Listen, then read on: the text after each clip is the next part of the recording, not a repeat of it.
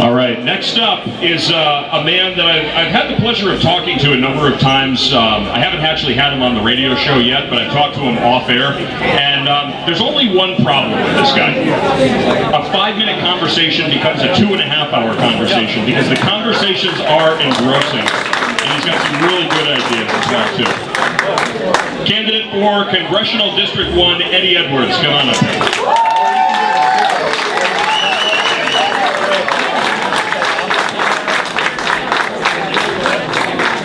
Good afternoon. You know, America, freedom is coming back home.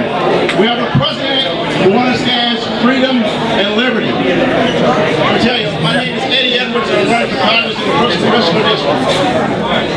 As you know, I'm the only candidate that's been to every city and town in the district, all 80. You can't hear me? How about that? Okay, I'm the only candidate, as you know, running who's been to every city and town in the district to campaign.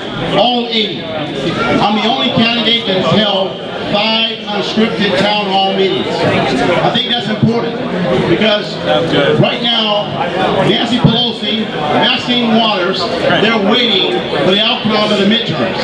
Because you know that they're going to attack everything that we built in this country. Every single thing we built in this country. I'm going to ask you a question. How free do you feel right now? How free do you feel? Right? We're losing our freedom, and I'll tell you why. The Administrative Procedures Act. You will not hear a lot of people talk to you about the Administrative Procedures Act because that is where Congress has let us down. You were too busy earlier. Congress let us down in 1946 when they transferred their authority to the administrative branch of government. And so today, your elected officials, when we talk about gun control, that's not your elected officials. That's an administrative agency that decides when you can have a weapon, what type of weapon you can have. That's an administrative agency. When we talk about education, that's not your elected officials.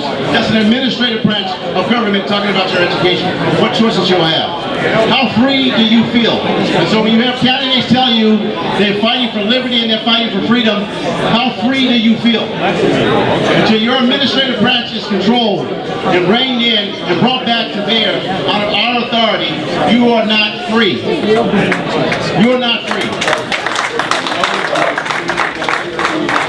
As a veteran running in Congressional District 1, the only one running, I understand what freedom means. As someone who's had the responsibility of carrying a firearm for his career, I understand what the Second Amendment means to free citizens.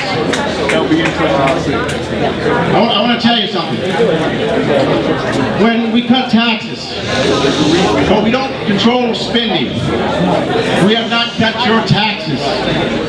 Spending is a tax. And you've seen that time and time again in government. For every tax that's cut at the federal level, there's an administrative agency that's allowed to institute a new fee or a new fine to make up for the difference. How free do you really feel? I can tell you that our founders never intended for us to curate a government that passed our burdens onto our children and our grandchildren. And that's exactly what we're doing today. We're passing on our burdens, our financial debt, onto our great-grandchildren. That's irresponsible. We have to be responsible for the debt we've created. And the only way you do that is bring in government. Bring in the control of government back under the legislative branch of government. Right now, the administrative branch of government is running every single facet of our lives. Very few of you will ever see the inside of a courtroom. Very few of you will ever, not so much here in New Hampshire, most of us will be able to contact our governor or talk to the president. Most citizens in this country will not. Most will never talk to an elected official. Not so much true here in New Hampshire. However, every single citizen in this country will be impacted by the administrative branch of government. Every single one of us. And that's the branch of government you have the least amount of control over. It's time for us to start electing people who understand the way our government works, the way our founders intended for our government to work. That is the only way that we're going to really experience freedom. It's the only way you're going to experience liberty. It's the only way you're going to experience happiness. It's by bringing the government under control, but that has to be done through legislators who have the courage, who are conservative, and who understand what our founders meant when they created these three branches of government. Now let me tell you this. This fall, the Democrats are waiting. They have a whole lineup over there. I think it's 10, 12, 30, 40, I don't know how many are running over there. But they have a whole lineup, and they're waiting. If we do not have a conservative on the stage this fall, we're going to lose. If we do not have an ethical conservative on the stage this fall, we're going to lose.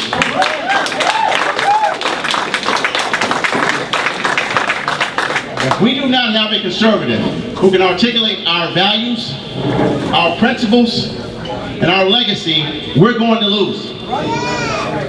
We have a very small window to send people to Washington who are going to work with this president to begin to change this country around. A very small window. And if we lose the Congressional 1 district seat, shame on us. CD1 is a Republican seat. The president won that district. Kelly Ayotte won that district. Governor Sununu won that district. There's no reason why we should have a Democrat representing us in a Republican district.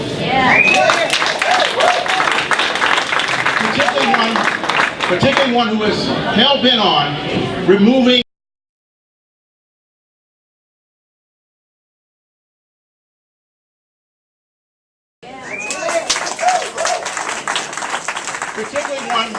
particularly one who is hell-bent on removing our freedoms, our liberties, and our happiness, and our property.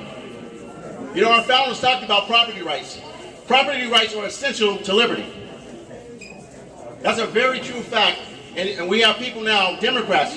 Carol Shea Porter is perhaps the worst elected official New Hampshire's ever produced.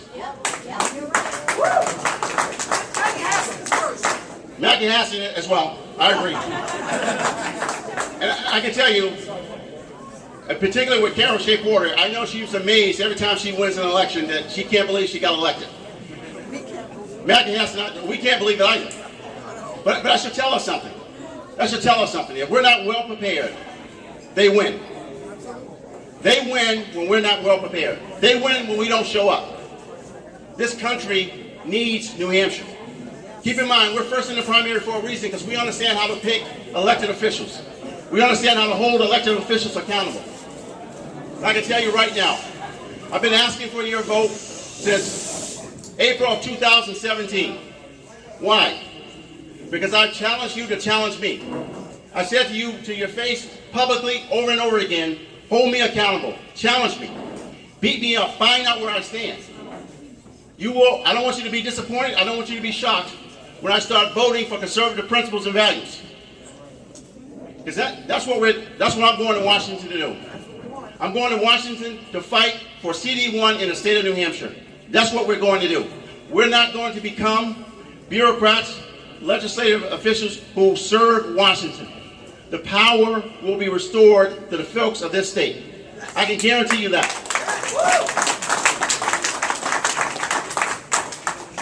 My goal is to make sure we rein in the administrative branch of government, because that, I can tell you, is where our problem lies.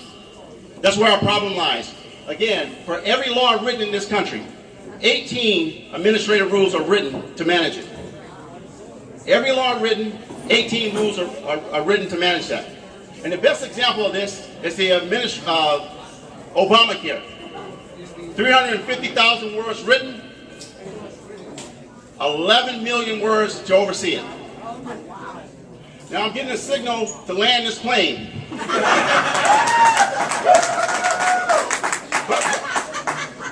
But when I get a mic in my hand, as served earlier when I'm talking, I can't help it because I'm so passionate about freedom. I'm really passionate about freedom. I'm really passionate about our country, and I love our country, and I love our state.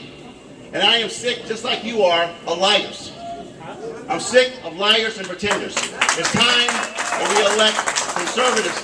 Keep in mind, Democrats vote for the real Democrat. They're not going to vote for a Republican-like Democrat. I'm asking for your vote. I need your vote today. I need your vote September 11th, and I need your vote in November.